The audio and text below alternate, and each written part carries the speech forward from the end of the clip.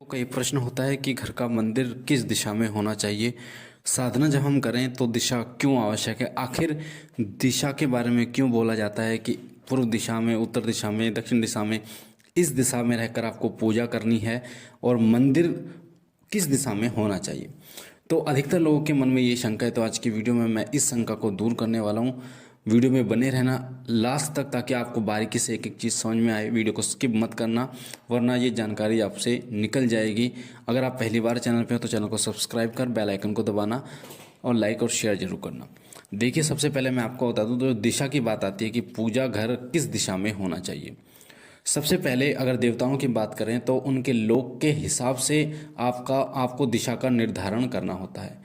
यानी कोई भी देवता किस लोक में निवास करता है, उनका लोक स्थान कहाँ पर है। जैसे हम अगर बात करें भगवान शिव की, तो उनका निवास स्थान कैलाश है और कैलाश उत्तर दिशा की तरफ है। तो जब भगवान शिव की आप पूजा करें, भगवान शिव की कोई साधना करें, तो आप उत्तर दिशा की तरफ मुख करके तब साधना आपको करनी चाहिए। यानी उत्तर दिशा की तरफ आपका मुख होना चाहिए।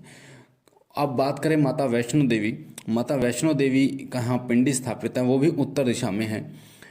मैं भारत के हिसाब से आपको बता रहा हूँ, तो उत्तर दिशा में माता की रानी, अगर माता रानी की आप पूजा करते हैं तो उत्तर दिशा की तरफ मुख करके आपको साधना करनी चाहिए, सेवा करनी चाहिए, उनकी ज्योति जलानी चाहिए। अब देखिए, जब भी आप किसी दिशा में पूजा करते हैं तो आपके द्वारा निकला गया कोई मंत्र, कोई प्रार्थना उन तक बहुत जल्दी पहुंचती है। जैसे उदाहरण के लिए मैं आपको बता दूं, अगर आप बोलते हैं और आपके सामने कोई व्यक्ति खड़ा है तो उसको बहुत स्पष्ट सुनाई देता है। अगर आप धीरे बोल दें शायद उसको वो भी सुन जाए, पर वहीं अगर वो आपके पीछे खड़ा हो तो वो आपको, उस व्यक्ति को नहीं सुनाई देगा या फिर बहुत ही कम सुनाई देगा। इसी तरीके से दिशा का महत्व होता है।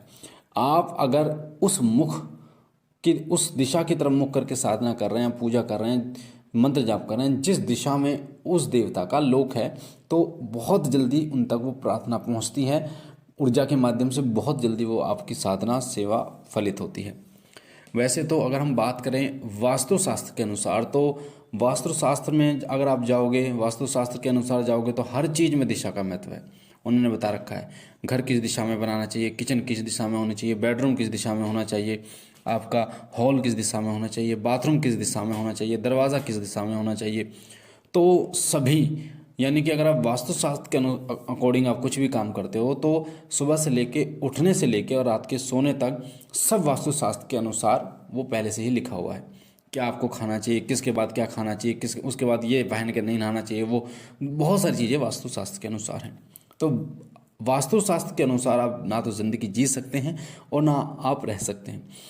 और बात बताऊं मैं अगर पूजा की, तो गीता में लिखा हुआ है कि हर, भगवान कृष्ण कहते हैं कि हर जगह, हर दिशा, हर प्राणी में मैं वास करता हूँ। जहाँ तुम देखोगे मैं वहाँ हूँ, जिस दिशा में तुम देखोगे मैं वहाँ हूँ। तो अगर हम गीता के हिसाब से चले तो आप जिस भी दिशा की तरफ मुख करके साधना करें तो आप कर सकते हैं, उधर ही भगवान विराजमान है। और ये सत्य भी है, एक तरीके से सत्य भी है कि आप जहाँ भी देखें वहीं आपको भगवान दिखाई देंगे।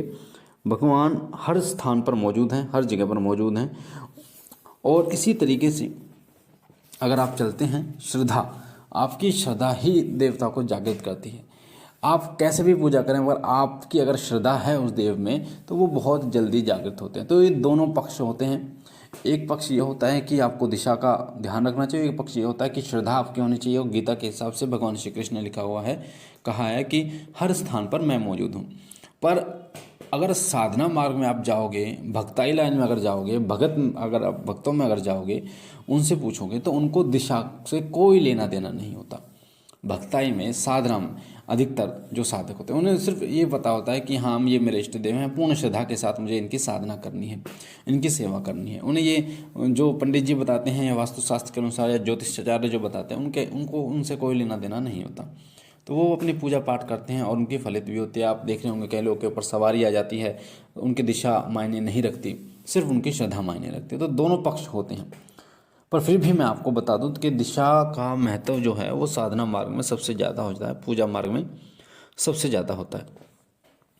उत्तर पूर्वी दिशा का बीच का जो स्थान होता है उत्तर ईशान कोण इसे कहते हैं। उत्तर पूर्वी दिशा का जो बीच का स्थान होता है जिसे ईशान कोण कहते हैं। अगर इधर आपका मंदिर होता है तो सबसे उत्तम होता है, आप पूजा पाठ कर सकते हो। तो मैंने दिशा आपको बता दी।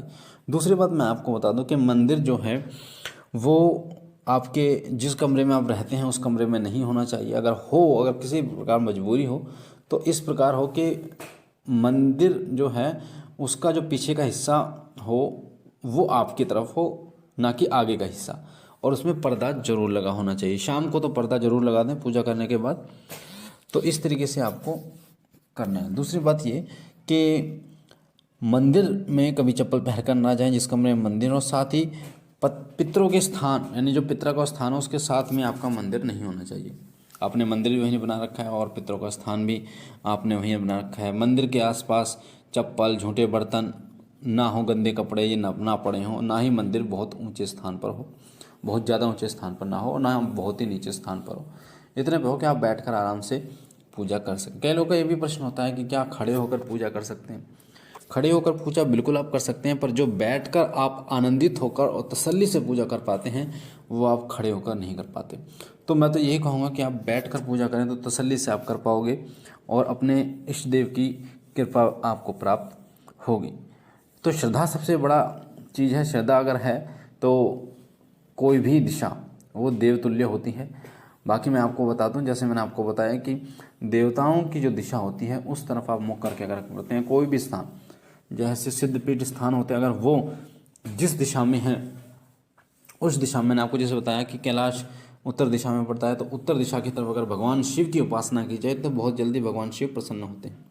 ऐसे ही माता वैष्णो की उपासना, वो भी उत्तर दिशा में है माता वैष्णो का मंदिर, अगर उनकी की जाए तो वो भी बहुत जल्दी प्रसन्न होती हैं। तो मुझे आशा है जानकारी आपको समझ आई होगी, पसंद आई होगी कि मैंने आपको जो बताया दिशा के लिए। बाकी अगर आप पहली बार चैनल को सब्सक्राइब कीजिए, बेल आइकन को दबाइए, घंटे के निशान को, ताकि जो जानकारी हम डालें वो सबसे पहले आपको प्राप्त हो। बाबा भोलेनाथ आप पर कृपा करें, आपके घर सुख समृद्धि दें, तमाम खुशियाँ आपकी झोली में डालें। हम मिलते हैं एक नई जानकारी के साथ, तब तक के लिए ओम नमः शिवाय, ओम नमः शिवाय, ओम नमः शिवाय।